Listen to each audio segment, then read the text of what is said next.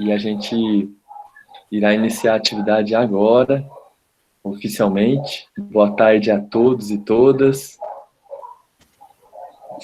Eu me chamo Danilo Lagoeiro, sou servidor público municipal aqui da Prefeitura Municipal de Londrina, ligado à Secretaria Municipal de Cultura, à Diretoria de Ação Cultural e ao Museu de Arte de Londrina. Estou aqui, né, nessa atividade de moderação, mediação, da 19ª Semana Nacional dos Museus, que é uma ação coordenada pelo IBRAM, o Instituto Brasileiro de Museus, que anualmente, através das programações culturais organizadas pela Semana Nacional e pela Primavera dos Museus, que é em setembro, realiza a unificação de museus públicos do país através de um debate em comum, de uma temática em comum. Em 2021, nesse contexto que a gente vivencia, o tema, a temática da Semana Nacional de Museus é intitulada O Futuro dos Museus, Recuperar e Reimaginar. Hoje, especialmente, a gente comemora o Dia Internacional aí dos Museus, dia 18 de maio, por isso que normalmente a Semana Nacional é nesse intervalo, durante o mês aí de maio. E esse tema também nos levará a refletir durante essa semana, iniciada ontem, sobre o papel dos museus no atual contexto que vivenciamos, qual é a relevância dos museus nesse contexto que a gente vivencia. Localmente, a gente tem as ações promovidas pela Semana Nacional, organizadas pelo Museu de Cambé, Ibiporã, Rolândia e Londrina, além das instituições de ensino superior, a Universidade Estadual de Londrina, né, ligada aí ao Museu Histórico de Londrina, Padre Carlos Vaz, e também o Centro Universitário Filadélfia, né, da Unifil, que nos acolhe aqui nesse espaço de aprendizagem remoto, né, e também realiza todo um trabalho formativo, né, estudantes estão aqui tutoriando a sala, né, da nossa atividade, então tem esse vínculo pedagógico também no apoio da Unifil. Localmente, a nossa Semana Nacional vai ser de 17 a 20, e as atividades têm aí como objetivo ofertar ao público participante, bem como as equipes dos museus envolvidos, contato com produções, apresentações e encontros que têm a indicação temática O Futuro dos Museus, Recuperar e Reimaginar, estimulando assim reflexões e debates acerca das demandas e desafios do nosso tempo, bem como indicações e apontamentos na direção de novas possibilidades de atuação e atendimento de públicos. Hoje, a gente vai começar com a nossa atividade de realização do Museu Histórico de Londrina, mas que contou com a colaboração de depoimentos de gestores e gestoras dos museus parceiros, né, nessa atividade, intitulada, então, A Museologia Social e Seus Desafios. E a representante do Museu Histórico de Londrina é a Rosângela Ricieri Haddad. Eu vou ler, rapidamente, um texto de apresentação da atividade de hoje, e aí, na sequência, a gente vai acompanhar um vídeo promovido e produzido pelo Museu Histórico de Londrina, e a Rosângela virá na sequência para fazer essa conversa, né, com o público participante, respondendo questões, propondo aí uma reflexão mais ampliada a partir desse material produzido pelo Museu Histórico.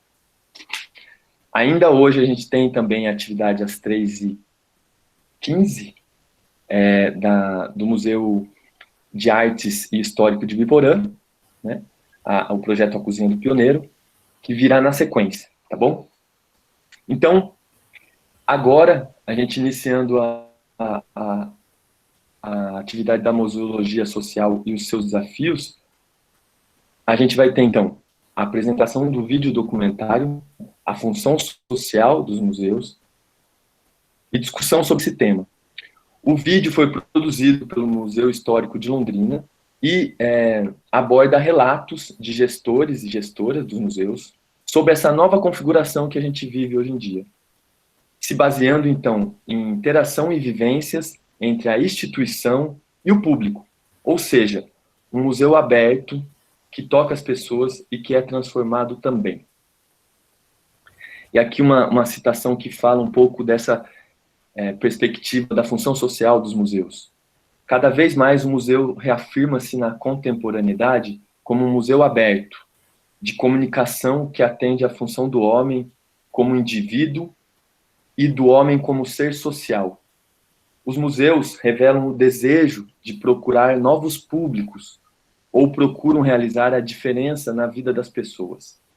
O progresso dos últimos anos tornou possível conhecer as características de diferentes públicos, sugerir novas e diferenciadas relações com a sociedade, contribuindo e atribuindo a si próprio também a função de formar o ser humano para o exercício da cidadania através das mediações entre o acervo exposto e o público. Então, Rosângela, se quiser tecer uma palavra inicial, antes da gente abrir para o material em vídeo, o Heron pode ir deixando aí no gatilho o nosso vídeo. Seja bem-vinda, Rosângela, boa tarde, muito feliz aí de ter a sua presença e a sua participação. Obrigada, Danilo. Meu nome é Rosângela, como o Danilo já me apresentou, e eu estou aqui representando a professora Edmeia, que no momento está resolvendo problemas particulares, tá? Eu acho que você pode começar o vídeo. Tá, legal. Heron, então você pode ativar o play aí do vídeo e a gente vai acompanhar.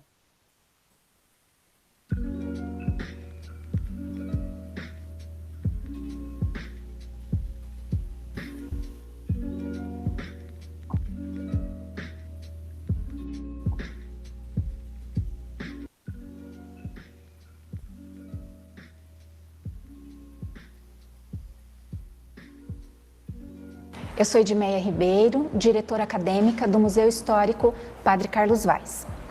Nessa atividade da 19ª Semana Nacional de Museus, nós propusemos um vídeo tratando da perspectiva da museologia social.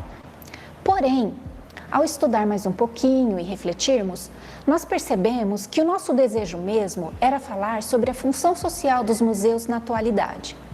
Por isso, convidamos diversos gestores de museus para falar sobre a dinâmica e o cotidiano dos museus e a função social de cada um deles na atualidade. Eu sou Eduardo Pavinato, eu sou servidor da Prefeitura Municipal de Cambé, trabalho aqui no Museu Histórico já há bastante tempo, sou formado em História pela Universidade Estadual de Londrina. O Museu Histórico de Cambé, ele foi fundado em 1985 e este ano ele completa 36 anos de fundação. Nós temos um acervo bem grande, um acervo muito variado, que trata especificamente da história de Cambé. No começo, quando o museu foi fundado, começou-se a fazer um trabalho especificamente sobre a colonização a partir da Companhia de Terras. Então foi feita entrevistas com pioneiros, aquelas pessoas que chegaram no início de 1932, aqui na região da futura cidade. Foram feitos trabalhos junto à comunidade para que objetos antigos que evidenciassem a história da nossa cidade formassem o nosso acervo. E ao longo do tempo, a gente conseguiu, então, bastante entrevistas com esses pioneiros, e essas entrevistas, elas puderam nos dar a vivência distinta dessas famílias que formaram o município de Cambé, e os objetos incorporados ao acervo do museu, eles passavam a ter uma importância muito grande, porque eles contam uma história. eles passam a explicar para aquela comunidade que vem visitar como é que se deu a formação da nossa cidade, como é que foi a chegada das primeiras famílias e como é que foi esse desenvolvimento. Ao longo do tempo, a gente sentiu a necessidade de ampliar essa pesquisa e esse trabalho sobre a história da nossa cidade. A gente percebia que havia uma lacuna entre a chegada da Companhia de Terras e da colonização e o que existia antes. Com isso foi feito um trabalho. Na nossa cidade foi descoberto um sítio arqueológico, chamado Sítio Arqueológico da Fazenda Santa Dalmácia, e que depois arqueólogos e pesquisadores chegaram à conclusão de que este sítio arqueológico, ele estava definido como uma missão jesuítica que existiu aqui na nossa cidade entre 1625 e 1632.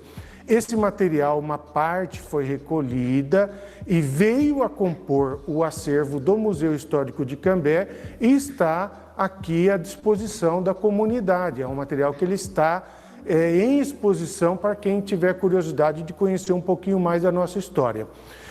O museu, ele desenvolveu ao longo do tempo um trabalho a partir do projeto chamado Cambé Repensando a Sua História, que foi uma publicação de um livro e várias publicações em jornais da cidade com o objetivo de fazer com que as pessoas entendessem melhor e também passassem a contribuir com a história da nossa cidade. Então, nós publicávamos matérias, nós publicamos um livro com uma linguagem bem didática, bem simples, para que as pessoas pudessem entender um pouco mais da nossa história, e nós lançamos uma campanha chamada Vamos Juntos Contar a História de Cambé. Com isso, essa campanha ganhou um corpo na cidade e muitas outras doações vieram a fazer parte do nosso acervo. Hoje nós temos um acervo vasto com objetos, documentos, fotografias, filmes e materiais arqueológicos que contam um pouco da nossa história e que fazem com que a gente passe a valorizar ainda mais todo o trabalho que ao longo do tempo se deu para que a gente chegasse onde a gente chegou hoje em dia. Meu nome é Solange Prete, sou coordenadora do Museu Municipal de Rolândia e hoje a gente vai falar um pouquinho sobre a democratização dos espaços dos museus. O museu deve ser um lugar onde a sociedade se encontra, com a qual se identifica enquanto memória e enquanto presente. O Museu Municipal de Rolândia, desde o seu início, teve por objetivo atrair a presença da comunidade, pois como um espaço dinâmico e democrático, ele deve oferecer oportunidade, não só para reflexão, conhecimento, troca de ideias, mas também para a participação da sociedade, que o forma e contribui para o seu desenvolvimento. Assim como os outros museus, acredito que o nosso sempre desenvolveu ações que buscassem divulgar, junto à comunidade, a necessidade de receber doações, conseguir depoimentos, entrevistas, registros que contribuíram para a ampliação do seu acervo. Ao mesmo tempo, o museu sempre procurou promover exposições, apoio à pesquisa, despertar o interesse nas pessoas por meio de visitas guiadas e também atendimento ao público escolar, que hoje seria, assim, o nosso maior público. No decorrer desse tempo todo, também é importante a gente destacar que o Museu Municipal sempre procurou realizar eventos fora do seu espaço físico, que era uma ação assim que eu acho que sempre contribuiu muito para divulgar o seu acervo. Então, muitas vezes a gente foi convidado por escolas para participar de feira de ciências, por exemplo, levando parte do acervo do museu. Em eventos como Festa da Cidade, a gente levava parte do acervo para que durante os dias de festa as pessoas também pudessem conhecer tanto o acervo histórico como de arte do Museu Municipal. Então, assim, houve vários eventos promovidos fora do nosso espaço. Mas, em especial, hoje, eu gostaria de fazer um relato de um projeto que foi muito interessante, muito positivo, da qual eu pude participar. O nome desse projeto era Ver para Crer. Como ele funcionava? Ele era promovido pela Secretaria de Cultura com a realização do Museu Municipal. A gente sabe que o museu, por ser um espaço público, né, mantido pelo município, o seu horário de visitação sempre foi de segunda a sexta e de horário comercial. Nesse projeto Ver para Crer, a grande diferença era abrir o museu aos domingos. Então, a gente fazia uma divulgação, as pessoas se inscreviam e no domingo o museu era aberto para realizar com as pessoas um passeio turístico pela cidade. Nesse passeio a gente incluía a visitação a todos os museus da nossa cidade. O passeio ele era totalmente gratuito, era permitido pessoas idosas, pessoas jovens, crianças, adolescentes, era aberto tanto às pessoas da nossa cidade como a pessoas da região. Então, durante esse passeio, a gente poderia ofertar para as pessoas, então, um acesso a locais culturais. Durante muito tempo, esse passeio ocorreu e aí a gente tinha um cronograma, né? A gente apresentava para as pessoas que iam no ônibus um roteirinho onde quais as localidades a serem visitadas. Começava pelo Museu Municipal, logo pela manhã, né, onde a gente conseguia tudo com patrocínio, um cafezinho, uma bolacha, uma água, o ônibus, tudo gratuito. Então as pessoas iam até o Museu Municipal pela manhã, tinham oportunidade de conhecer esse espaço e a partir daí a gente iniciava o nosso passeio, que só finalizava no período da tarde. Isso incluía um almoço, também num restaurante típico na área rural. E assim foi uma experiência muito bacana, porque a gente percebia o quanto as pessoas ficavam encantadas de descobrir os locais que havia na nossa cidade. Então, assim, por muito tempo a gente viu pessoas que, mesmo morando na cidade durante muitos anos, eles ainda não tinham tido oportunidade de conhecer esses locais. Percebíamos que para muitos aquela era uma oportunidade única. Eles regressavam com muita alegria e logo queriam saber quando seria o próximo passeio. Os roteiros eram variados, mas em todos eles incluíamos visitações aos museus da cidade. Era visível a sensação de pertencimento que o passeio provocava nessas pessoas. Então, assim, foi uma oportunidade de ver pessoas que até então, né, não conheciam nem o potencial turístico, cultural da nossa cidade. O acesso a elas de forma gratuita, durante o final de semana, realmente foi muito gratificante. Por isso, gostaria de concluir sobre a importância de renovar e repensar o espaço do museu e buscar alternativas para garantir o acesso de todos a esse local, que, sobretudo, objetiva promover a apropriação da comunidade para com a sua cultura, que, embora lhe pertença, muitas vezes se apresenta distante. Olá, pessoal. Eu sou o Jaime Cássia, jornalista aqui da Secretaria Municipal de Cultura e Turismo de Ibiporã, responsável pela área de museus da Secretaria. O Museu Histórico de Arte de Ibiporã, ele guarda parte da história da cidade, ele reflete parte da história das famílias da cidade.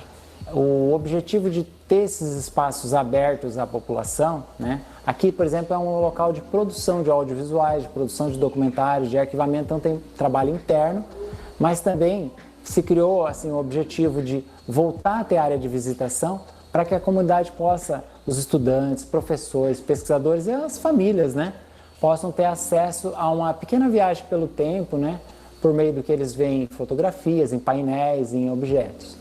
Quanto à questão da inclusão, né, promovida pelos museus aqui de Ibiporã, tem uma participação importante, né, no registro histórico, né, da cultura indígena, que foram os primeiros habitantes de Ibiporã, né? Inclusive Ibiporã é um nome indígena, né? Que significa terra bonita, né? Em Tupi. Os indígenas já habitavam as margens do Tibagi, usavam principalmente os rios, né? E ribeirões como espaço de deslocamento, né? E existem alguns exemplares aqui no Museu Histórico, tem também um exemplar registrado aqui, outro exemplar que fica no Museu do Café, de antigas urnas funerárias indígenas, né, feitas em cerâmica. Falando, por exemplo, também da presença dos povos de origem africana, né, os negros, a participação das mulheres. Muitas vezes a história oficial ela privilegia uma história um pouco mais das famílias mais conhecidas, né, mas por meio da história oral, que é algo que nós praticamos com o maior cuidado e carinho aqui no Museu Histórico, a história oral, eu estou aqui com um exemplar do livro Contos e Causos, é um dos volumes, são DVD books, né, que foi um projeto de recuperação da memória oral das famílias por meio de narrativas, se gravavam entrevistas em vídeo, né, depois editadas e davam origem a documentários de 40 minutos a 1 hora, que eram exibidos no Cine Teatro ou então aos visitantes quando passam por Ibiporã, aqui na Casa de Artes, no Museu do Café.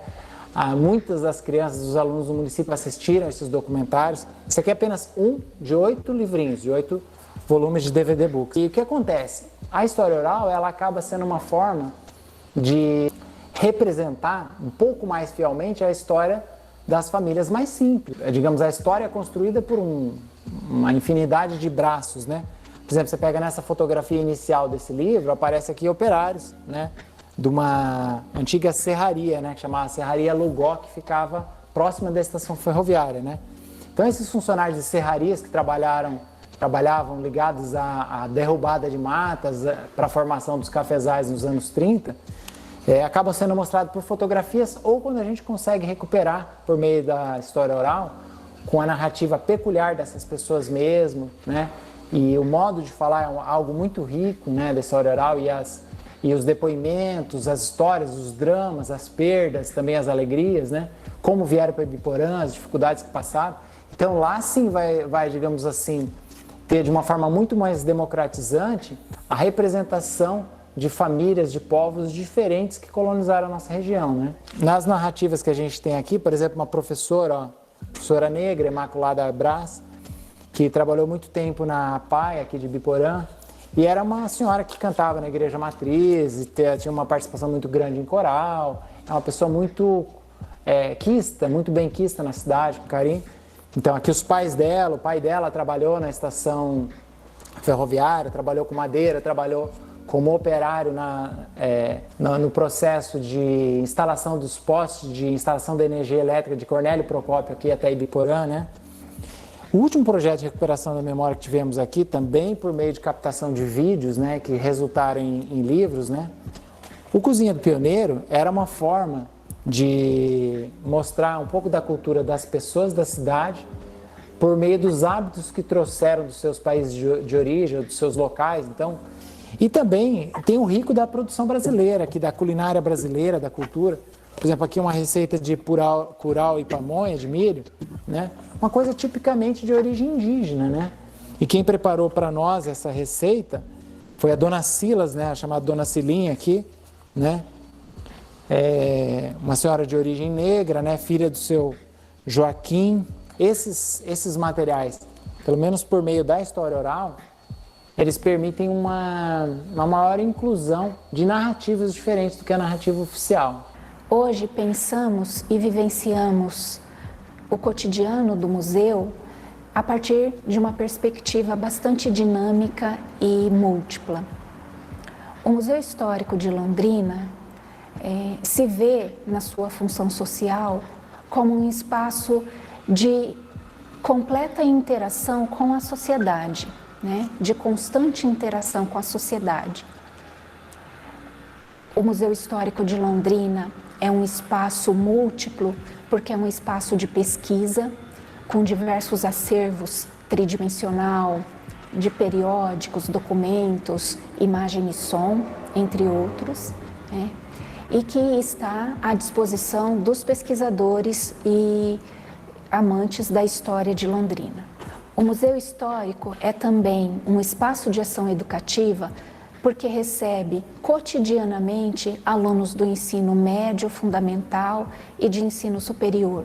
É um espaço de ação cultural porque no cotidiano também recebe diversas peças, diversas atividades culturais como peça teatral, gravação de clipes musicais, apresentações musicais das mais diversas categorias, feiras acadêmicas, feiras profissionais, debates, apresentação de filmes, entre outras atividades, lançamento de livros. E o espaço museal, ele é também ensino, porque aulas ocorrem aqui no Museu Histórico. Além de ser esse espaço múltiplo, é um espaço que cada dia mais tenta pensar a sua relação com a comunidade pesquisadora ou com a comunidade de forma geral, porque desde 2017 coloca o seu acervo disponível na base de dados Pérgamo Museus. E as pessoas conseguem, de qualquer lugar do globo, acessarem o acervo e fazerem pesquisa. Nesta mesma linha da produção digital, o Museu Histórico, por meio das suas redes sociais, coloca à disposição produções audiovisuais mostrando acervos, fotografias, jornais, documentos, enfim, diversas temáticas, né, produzidas a partir do acervo, para que as pessoas possam fruir também, né, já que as exposições não estão abertas em função da pandemia, para que as pessoas continuem tendo acesso ao acervo do Museu Histórico. O que nós queremos mostrar, né, com todas essas atividades? Que o Museu Histórico de Londrina é um espaço amplo, um espaço múltiplo, um espaço de constantes vivências e um espaço democrático e inclusivo.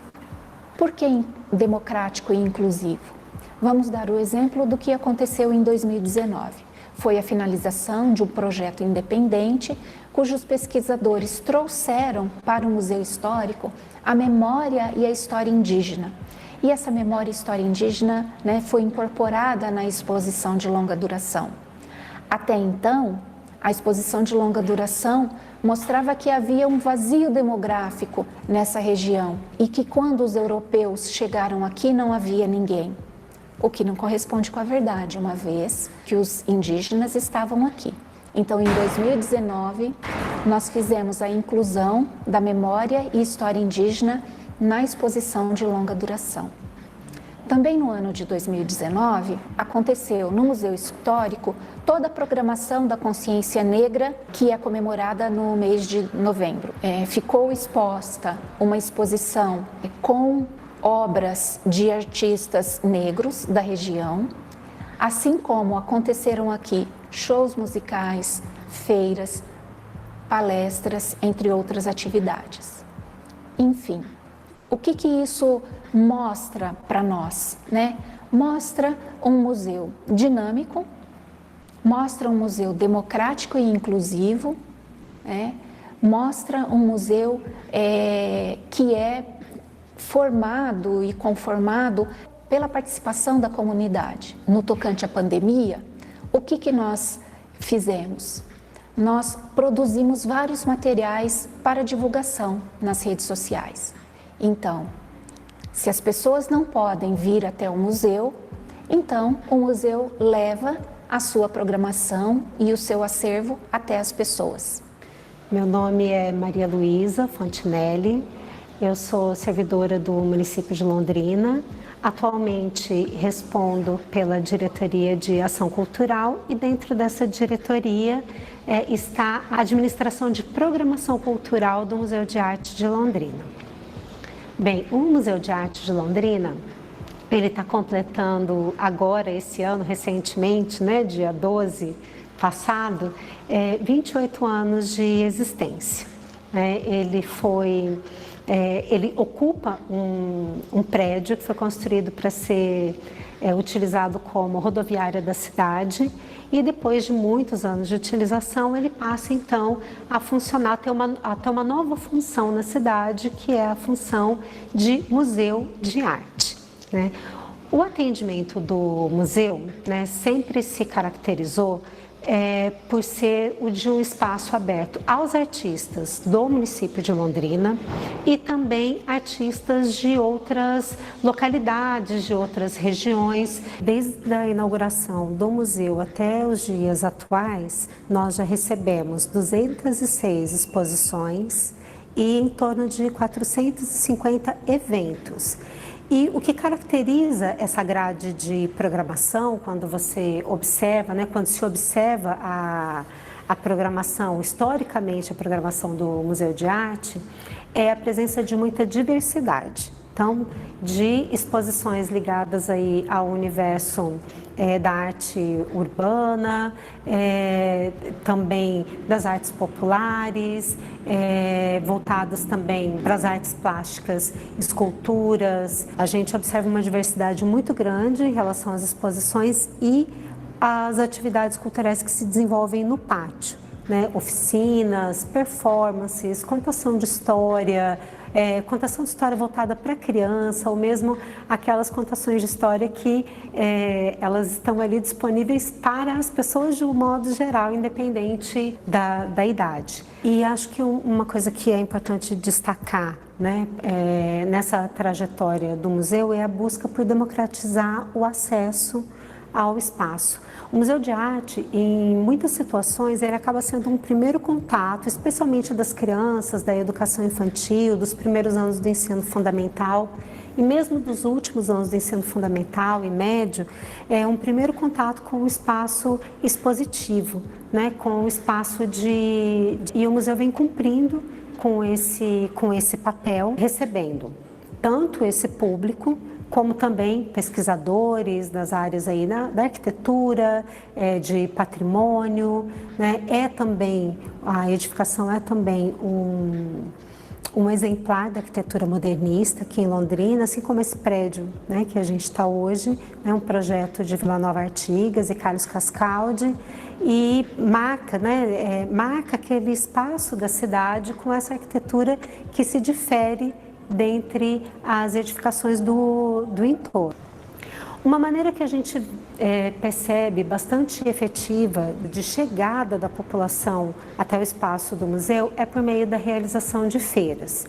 Normalmente, as feiras ligadas à economia criativa, que tem ali produtos de artesanato, ou mesmo feiras específicas, por exemplo, ligadas às artes gráficas, né, elas atraem a população que passa ali e vê ali no pátio uma movimentação, né, os portões todos abertos, inclusive os portões do pátio, e o museu passa a ser não só um espaço que essas pessoas identificam como um lugar que eles podem entrar e visitar as exposições, mas também estar no pátio e ter acesso, né, fruir das atividades que estão expostas e disponíveis à população.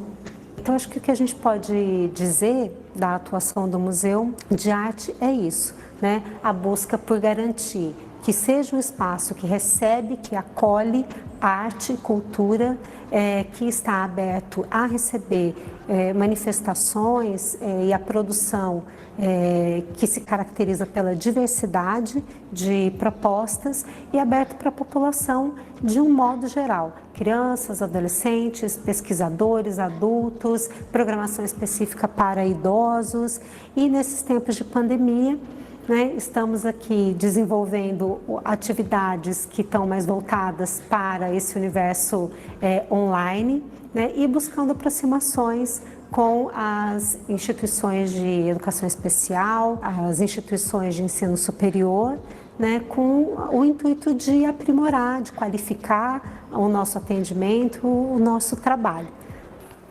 Eu sou o professor Dr. Leandro Henrique Magalhães, trabalho na Unifil, Centro Universitário de Filadélfia, tenho a formação na área de História, graduação, mestrado, doutorado em História e coordenei durante mais de 10 anos um projeto na área de patrimônio na cidade de Londrina chamado Educação Patrimonial.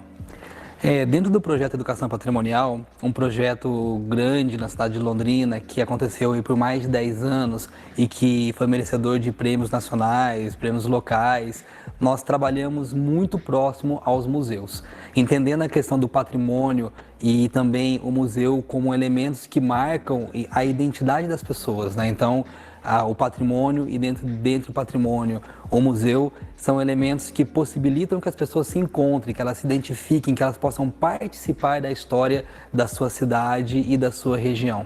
Nesse sentido, eu penso que o museu tem esse papel, né, de aproximar. de trazer pessoas, de possibilitar que a história de uma cidade, que a história de uma região, ela possa ser realmente pertencente a todos. Todos participaram desse processo, todos participaram da constituição de uma cidade, não apenas aqueles nomes que geralmente aparecem em destaque, que geralmente nós reconhecemos e conhecemos mais, né? Não, a cidade ela é constituída por diversos movimentos, a cidade ela é constituída por diversos olhares, diversas interpretações, e o museu tem que ser um espaço onde essa diversidade possa ser apresentada, seja nas suas exposições, né, seja na sua documentação e naquilo que as pessoas possam encontrar em suas pesquisas. A interatividade, a integração com a comunidade, ela é fundamental. Então, possibilitar que eu encontre referências ao meu bairro, à minha família, tá, à minha etnia, ao meu grupo que eu estou vinculado no museu é importantíssimo, porque ao vincular a identidade individual, a identidade do grupo, né, a identidade do meu bairro, da minha comunidade, eu estou também trabalhando com a construção de uma identidade global, que é a identidade da cidade no qual os museus estão inseridos. Muitas das atividades que foram desenvolvidas no projeto Educação Patrimonial tiveram esse viés, né, de trazer e aproximar os museus, seja o Museu de Arte de Londrina, seja o Museu Histórico, da comunidade, né, aproximar as pessoas desses ambientes, entender que esses ambientes são de todos, demonstrar que ali eu tenho um acervo que representa a história de uma forma um pouco mais global. Acredito, né, que muito desse processo a gente teve sucesso, né, e pudemos sim, né, levar o museu, né, em parceria com o Museu Histórico e com o Museu de Arte de Londrina a um número cada vez mais de pessoas.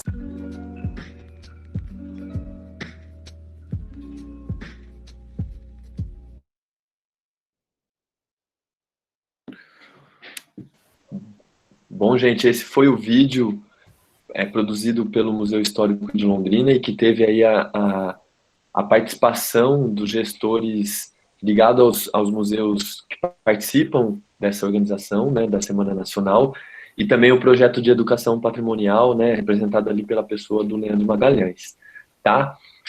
Agora, na sequência, eu vou passar a palavra para a Rosângela Riccieri Haddad, que está representando o Museu Histórico de Londrina, para ela tecer algumas considerações iniciais a partir do vídeo, e já coloco a questão da interação em aberto. Então, agora é o momento para a gente trazer perguntas para a Rosângela, para essa equipe de gestores também, né, que falaram sobre essa função social dos museus públicos, e as perguntas podem ser feitas aqui pelo chat, ou dá para levantar a mão, né, que é uma ferramenta aí do Google Meet, e também quem reivindicar, quiser fazer a pergunta abrindo câmera, trazendo, né, a imagem e o áudio, também pode ficar à vontade, tá? Então, vocês vão formulando essas questões, e a Rosângela traz essa primeira fala conversando aí com material de vídeo.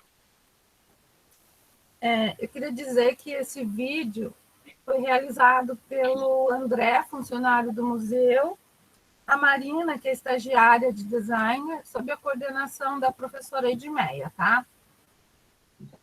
E a Edmeia falou já bastante sobre o museu, mas eu vou falar de coisas mais específicas um pouco.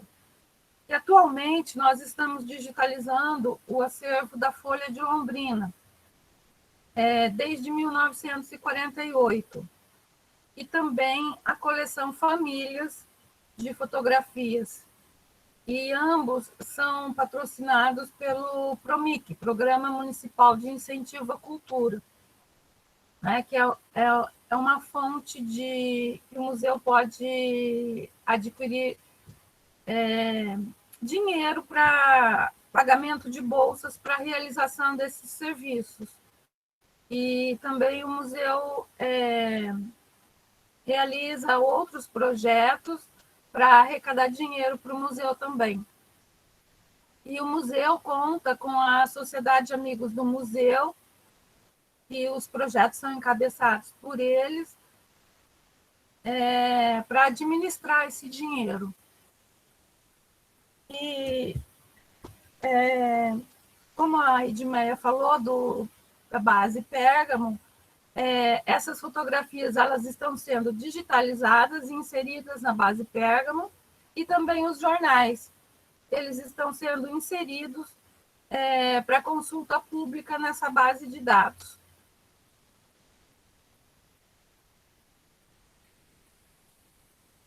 Eu acho que... Legal, Rosângela. Trouxe novas informações, inclusive, assim, especificamente desse detalhe que você falou da digitalização da Folha de Londrina, né? Hoje a gente tem lá no BNPH, né? Ligado ao curso de História da UEL, vários jornais que estão lá organizados em arquivo, né? Eu falo disso por uma experiência de levantamento de dados vinculados a uma entidade da cidade, que é a ULS, né, União Londrinense dos Estudantes Secundaristas, e aí a gente teve que ir lá no impresso mesmo, né, no CDNPH, porque tem um período histórico que, inclusive, a própria Folha não tem digitalizado, né, então acho que bem importante esse trabalho que está sendo desenvolvido, porque nessa construção, né, da memória, né, é um elemento, né, a mídia, como a mídia noticiava, né, esse outro contexto histórico que a gente acaba acessando por esses documentos de acervo e que o museu está dando essa nova contribuição. Então, Eu vou ler a coleção não é completa, ela tem bastante falhas. E o jornal também está se desintegrando. Mas, Sim. na medida do possível, os estagiários estão fazendo uns milagrezinhos lá e estão conseguindo digitalizar a folha. Que bom, que boa informação. Eu vou trazer aqui, gente, o espaço está aberto para perguntas. O Marcos Rocha Muniz, que esteve com a gente ontem também, que é de Uberlândia, né, de Minas Gerais, falou que é muito bom saber sobre os museus. Sou de Minas, mas estou amando o seu estado, né? Seria aqui o Paranazão, né? A margem grande, né, do Paraná. Pelo que eu estou vendo aqui no chat, ainda não tem outra questão feita. O pessoal tem alguma pergunta para fazer? Algum comentário em geral?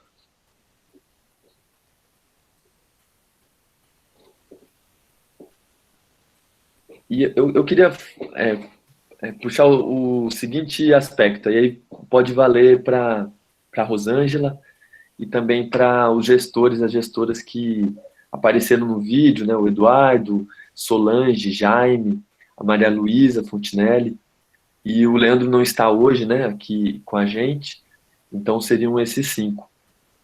De toda essa relação ampliada, né, que a gente consegue ver, visualizar pelo vídeo, né, de cada um dos museus, o que vocês projetam, né, nesse momento tão delicado, né, que vivemos enquanto humanidade, do que pode ser produzido no sentido de ampliar essa acolhida da cidade, né, com mais elementos, né, que públicos que a gente ainda não cativou, né, e que de alguma forma a gente evidenciou muito no vídeo, o que a gente consegue cativar e manter, né, vocês se aventuram comigo nessa reflexão? Olha, eu acho que o museu é para todo mundo aprecia museu, sabe? E uma estatística que foi feita aqui no Museu Histórico, porque todo final de ano é feita estatística geral do ano, a gente imagina que são os estudantes que dão esse movimento para os museus. Eles também colaboram, mas foi, pela estatística, foi o turismo em Londrina, os turistas que frequentaram o Museu de Londrina, bem mais que os estudantes. E quando você fala estudantes, inclusive, essa visão ampliada, né, Rosângela? Tanto estudantes de ensino superior, que de repente hoje a gente está numa seara da sala mais nessa formação, quanto estudantes da rede básica, do ensino fundamental, porque ontem a gente viveu, né, essa experiência com a criançada aí, né, da escola Melvin Jones, que teve na atividade aqui online, e que é um público bem cativo também dos museus, né, as escolas, né, as escolas privadas, públicas, enfim. Você pensa nesse aspecto, estudantes dessa forma ampliada, né, Rosângela? Mas na estatística o resultado deu um número maior de turistas que visitaram o museu. E ontem eu fiquei até admirada dos alunos fazerem a maquete pela imagem do Google, porque tem a visualização da parte interna pelo Google, né? Sim. E eu fiquei admirada de ver eles visualizaram isso e fizeram a maquete. Legal, Rosângela. Legal. O Jaime tocou num aspecto, eu provoquei. Rosângela tá trazendo mais as questões, mas gostaria de ouvir Eduardo, Solange, Jaime, nesse sentido de que públicos que a gente pode cativar, né, nesse aspecto do museu, que é a casa de todas e todos, mas que porta que a gente pode abrir mais, né, enfim, entalhar melhor, um pouco nesse aspecto. Ó, o Jaime levantou a mão, a Marina Gali também, que produziu o vídeo, Marina, né, nesse apoio essencial aí na produção do audiovisual, agradecer a Marina. Então, começamos com Jaime e Marina na sequência. Pode falar, Jaime. O Danilo, só repete a pergunta, porque eu ouvi o que a Rosângela comentou a respeito do perfil de público deles, as estatísticas. Sim. E no Museu Histórico de Londrina, houve mais quantidade de turistas visitantes do que alunos de escola, né? Isso. Mas qual que era a tua pergunta, desculpa? Eu estava provocando para a gente pensar nesse aspecto, né? O vídeo destacou tudo que a gente acolhe, né, e amplia no nosso atendimento, mas que a gente pudesse fazer essa reflexão de que público que a gente pode cativar e ainda não cativou, que porta que a gente pode entalhar melhor, né, lixar, polir, para ter essa relação de participação, enfim, mais ampliada ainda, né? E como isso, no contexto da pandemia também, que a gente tem esses limites que se colocam para a gente. Mais uma provocação para a gente pensar e trazer outras informações. Tá joia. Eu estou só tentando ativar a câmera aqui, que deu uma fechadinha, tá? Tranquilo, Jaime. Deixa eu ver se é aqui.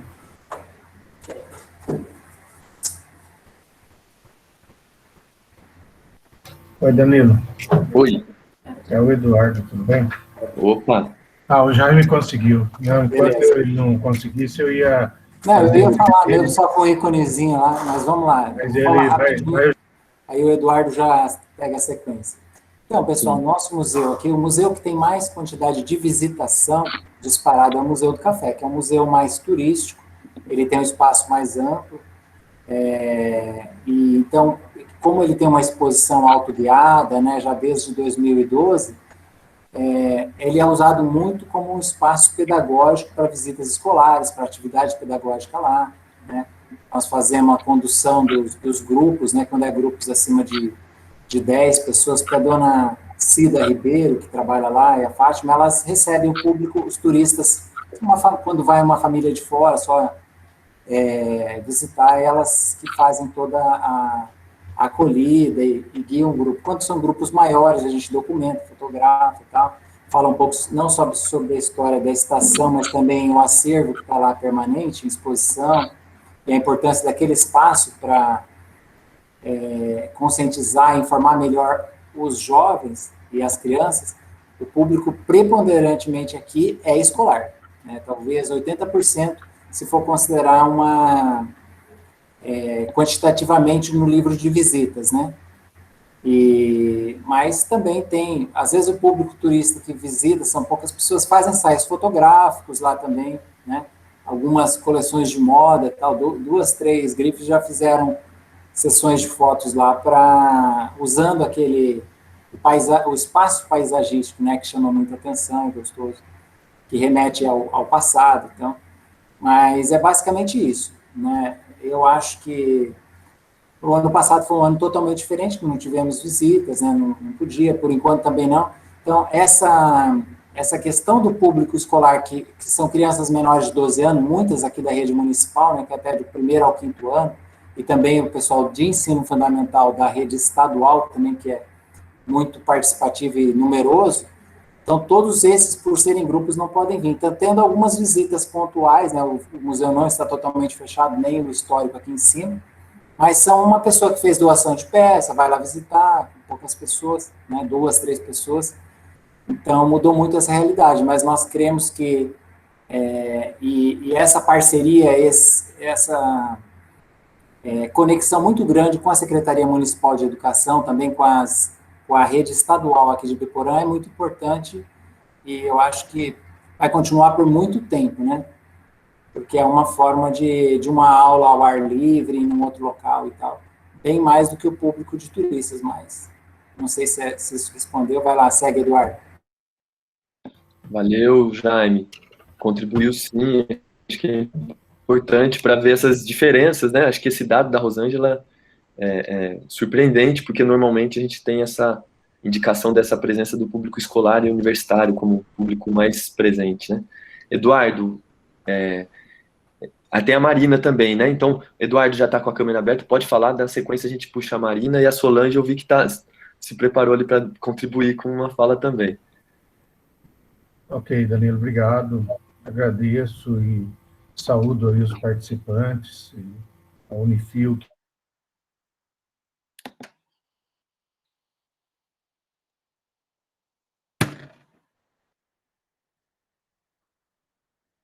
Que sua plataforma para a gente poder fazer atividades.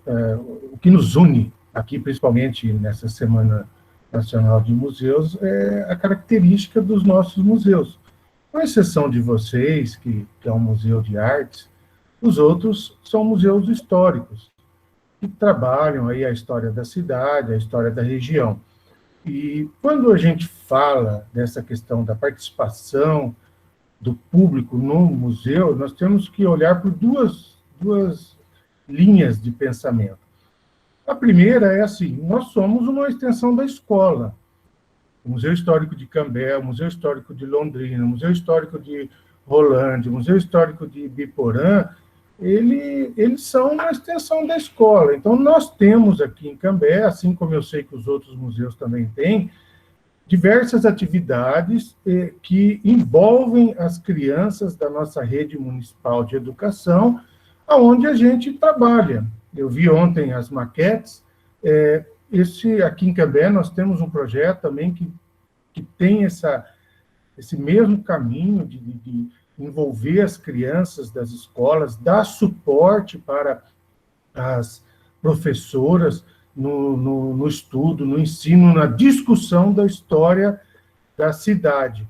Então, quando você faz um convênio, então, com a Secretaria de Educação, e você consegue fechar esse projeto, então você tem ali um trabalho muito interessante, que é a participação dessas crianças. Agora, por outro lado, você tem que ir para a comunidade. Então, quando o museu não tem uma peça, que ela é um ícone que faz com que aquela peça por si só traga as pessoas para visitarem o museu, nós não temos uma Mona Lisa aqui. Então, nós temos que criar os artifícios e as atividades que vão fazer com que as pessoas se sintam estimuladas a visitar o museu. Então, um encontro de esportistas, um encontro de antigos moradores, de estudantes das escolas rurais antigas, um encontro, e aí com isso, das professoras aposentadas, dos grupos de idosos, que são estímulos que você cria para fazer com que as pessoas venham ao museu. Porque, às vezes, nessa correria do dia a dia, nessa nova dinâmica que nós temos, principalmente dos nossos jovens, ele quer ficar ali ligado, conectado ao computador, ao WhatsApp, ao Facebook e tal, e se você não criar o mecanismo, você vai ter, sim, a dificuldade da presença dessas pessoas no museu. Então, quando você não tem um atrativo, que ele é o icônico, e vai fazer com que, por si só, esse atrativo leve as pessoas, você tem que criar esses mecanismos. Agora, quando a gente entra numa discussão igual essa que nós estamos fazendo, Danilo, eu vejo na fala sua, do Alexandre, do Jaime, da Solange, da Rosângela, da professora Edmeia, da Malu, as dificuldades que nós vivemos.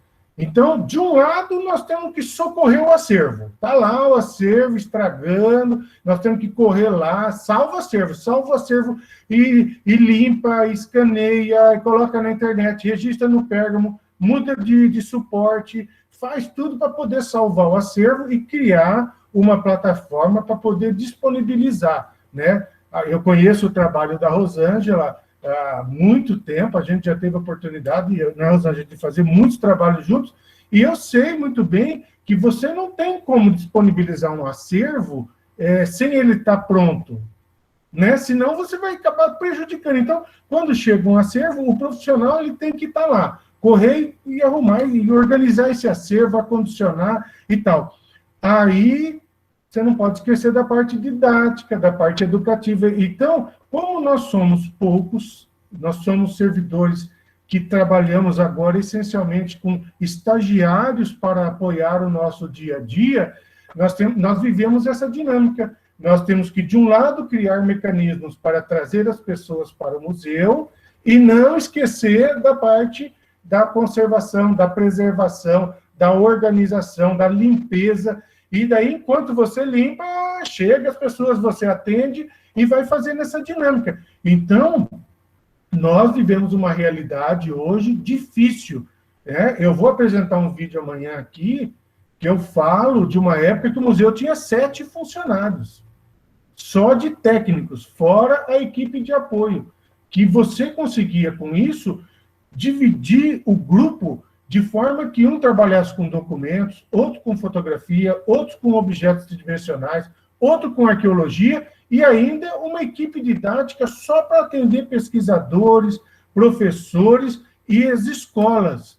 Hoje, nós vemos que a realidade ela é diferente. Então, o profissional da área de museus hoje, ele é um ser muito mais polivalente do que ele era, porque perceba que ele tem que fazer esse lado de atendimento, ele tem que trabalhar com a parte de conservação, de organização, de administração desse museu, e, ao mesmo tempo, tem que se desdobrar para fazer vídeos, organizar palestras, preparar aulas e tudo. Então, essa é a nossa realidade. O museu, hoje, ele vive essa dicotomia. Ao mesmo tempo que ele é uma instituição importantíssima, ela é uma instituição que ela é muito relevante para o norte do Paraná, para o Brasil, para tudo, ele vive essa situação difícil. Nós não podemos deixar de ter a presença das pessoas no museu, mas não podemos desgrudar também da área de conservação. Então, é um desafio você tocar tudo isso ao mesmo tempo. Não é fácil, viu, Danilo? Legal, Eduardo. Bem importante a sua contribuição. Pela minha anotação aqui, a gente tem a Marina para falar, a Solange e a Rúbia, correto? Nessa sequência. Marina, nos ouve? Oi, vocês estão me ouvindo? Sim. Até liguei a câmera aqui para ficar melhor, mais íntimo, né? Sim, que bom. Eu, até aproveitando um gancho de um pedacinho do que o Eduardo falou, e vendendo um pouco meu peixe também, porque eu que cuido das redes sociais do Museu Histórico, eu acho que as redes sociais, no contexto que a gente está vivendo hoje em dia, elas, assim, no início da pandemia, elas vieram como uma necessidade, né, para divulgação dos acervos dos museus e dos projetos e do que acontecia, porque os museus eles fecharam as portas e foi o que precisou ser feito. Mas dentro do Museu Histórico, pelo menos, a gente percebeu um crescimento no interesse das pessoas pelo que acontece dentro do museu, assim. Então, a gente viu meios de unir essas duas facetas da democratização museológica, tanto da presença desses grupos que são normalmente esquecidos, né? Não são considerados os pioneiros dentro da história da cidade, então a gente faz a divulgação da história, por exemplo, da presença do indígena na memória de Londrina, que a gente fez na semana passada, como a democratização de trazer pessoas que até mesmo nunca tinham entrado no Museu Histórico, mesmo sendo de Londrina, ou que são de outras cidades, nem conheciam o Museu de Londrina, e tem a oportunidade, porque as redes sociais estão aí, né, e você vai pesquisando uma coisa e outra, e acaba se deparando com as nossas páginas, né. E aí até a Rúbia, ela comentou aqui no chat sobre a coleção da Prefeitura Municipal de Londrina, e a gente acaba divulgando esses projetos que são financiados pelo Promic, por exemplo, que ajudam muito o museu, e por exemplo, na digitalização dos jornais, das fotografias, e que isso também é uma forma de incentivar futuros projetos para a gente também, né? De incentivar que cada vez surjam novas oportunidades para ter um crescimento e um desenvolvimento melhor para o Museu Histórico, no caso. Então, eu acho que as redes sociais, elas surgiram como uma necessidade, uma alternativa, e hoje elas são um meio, assim, uma coisa que vai se manter mesmo depois do isolamento, sabe? Do fim do isolamento. Legal, Marina, pela colaboração, contribuição. Solange e a Rúbia na sequência. Lembrando que a gente está chegando aí no nosso tempo final da atividade, que é 3h10, para a gente fazer o intervalo e ir para a atividade da sequência, que vai ser o projeto Cozinha do Pioneiro, que foi mencionado aí num trecho do vídeo, mas que vai ter um detalhamento com o Jaime aqui na sequência. Solange?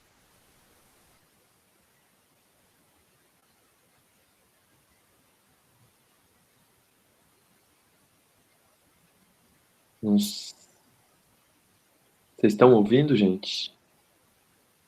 Solange? Não. Não sei se isso... Não está saindo. Danilo, completando o que a Marina estava falando, o nosso público de internautas é muito grande. Eu acho que, pela estatística do Pérgamo, ele chega a 100 mil pessoas por mês. Muito bom esses dados, hein? Porque daí, para além de Londrina, né? Tem um pouco de aspecto, né? Que a internet propicia. A gente esvaziou o presencial por a necessidade sanitária, mas as redes têm esse potencial que está um pouco sendo dividido aqui, né? A Marina me citou. Ela Eduardo. Não, eu só quero contar uma história, viu, Marina? Eu estava trabalhando com 3 estagiários aqui de História da UEL, e nós resolvemos, então, inaugurar a nossa vivência nas redes sociais, o Museu Histórico de Cambé.